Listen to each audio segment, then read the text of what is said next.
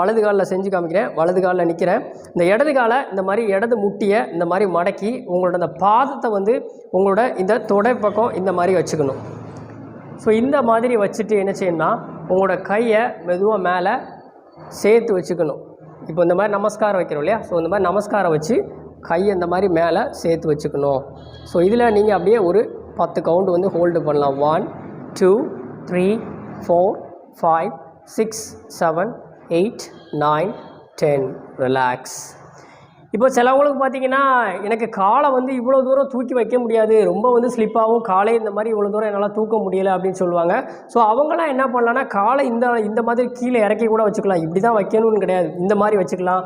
இல்லை எனக்கு ஆரம்பத்தில் கையை வந்து இந்த மாதிரி தூக்கி வச்சு பண்ண முடியாது, ரொம்ப வந்து பேலன்ஸ் இல்லை, ஸோ அப்படின்னு சொல்கிறவங்க கையை இந்த மாதிரி வச்சு பழகலாம். ஸோ இந்த மாதிரி ஒரு காலில் வந்து நீங்கள் என்ன செய்யணும் அப்படின்னா ஸோ நின்று பார்க்கணும். ஸோ காலையிலையும் நீங்கள் சாயங்காலம்